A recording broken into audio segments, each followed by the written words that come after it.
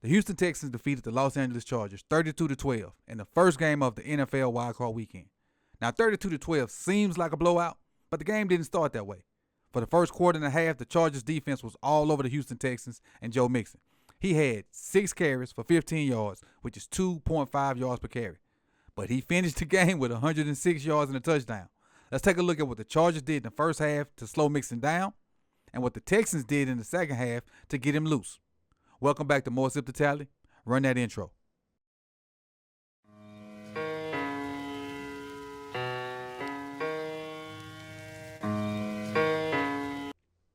So welcome back to the channel.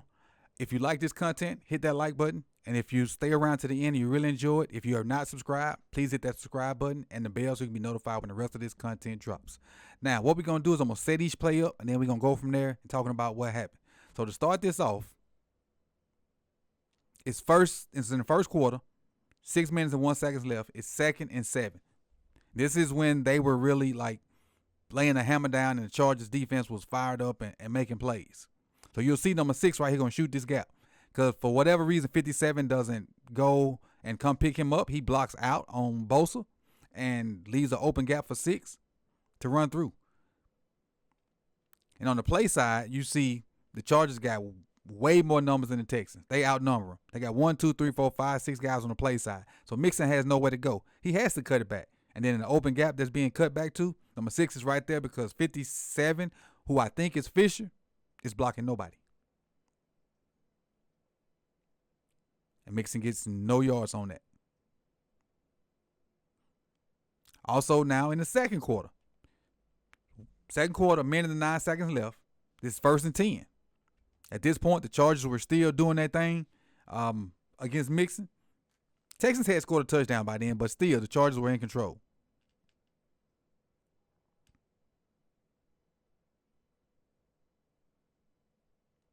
And look at the lineman. He just split the double team on 57 Fisher again and number 70. Gets that shoulder turn, and then when 70 climbs to the backer, he's out leveraged 57. And now Mixon has nowhere to go. Right in his face shortly after he gets the ball. This is a -1. All right, so now we get into the third quarter. And keep in mind, first half, he only had 15 yards. In the third quarter alone, he had 31. And so this play right here is for 15. So he doubled his total in 1 quarter alone. Run a little outside zone. And you're going to see 71, who I think is Titus Howard, going to help with the down and then come up to the linebacker 0, and that's going to create a gaping hole for Mixon. And then we all know Mixon has great agility, great vision. Here he comes into play. You see the block coming? Make sure I cut off that. And now it's 1-on-1 with 32. 32 kind of, runs him out of bounds. So that was for 15. Shortly thereafter, you come back with 12. And this is the third quarter also. 7:19 left with 1 minute and well, it was 1st and 10. I'm sorry, 1st and 10. Now, this play kind of baffled me a little bit because you're going to see the tackle's going to go out to block Khalil Mack with all 3 of those other guys out there. And then 95, who's right inside, he's going to go block the tight end, number 87. So I don't know what they're doing on the backside of this because the ball is going in a completely different direction. See, the ball's on the other side. I don't know what they're doing on that backside. But now, with whatever they got going over there, the Houston Texans have numbers play side. Remember the first play I showed you when the Chargers stopped them, they had numbers. Now the Texans got numbers, especially when you add Mixon in there as the 5th guy.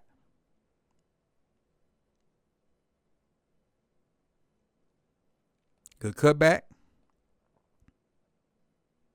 And at this point right here, it's nice to have options in life, period. But he got all kind of options. He can hit this thing there. He can go there. It's always good to have options in your life. And he got him on this play. Runs up the middle, runs through an arm tackle, and gets down. So that's for 12. So now we're going to switch to the fourth quarter. Fourth quarter is now, 13:44 left, 1st and 10 in the red zone. Now the power Joe Mixon shows up. Like, where does he have to go? And you see the jump cut. This reminds me so much, and some of you young cats may not know this guy. of Le'Veon Bell and the way he used to run. Just picking and prodding and then finding with them after that jump cut and then just burst through. Run through that arm tackle, finish the run with forward lean. Got another three or 4 yards with forward lean after contact. Now we have fourth quarter, 4 minutes and 1 second left, 1st and 10. At this point, the game is well in hand. And they just trying to be in their 4-minute offense and run the ball and punish the Chargers, but make sure you stay in bounds, which is what he does. Like where does he have to go right here? The Chargers played this well. So what he's going to do, he's going to bounce this thing to the left. Because he really has no hole to hit on the interior. And once he bounces this thing, I feel sorry for 33. Boom! You dribbled your forehead off the ground. And don't forget about this. They trying to run the clock out.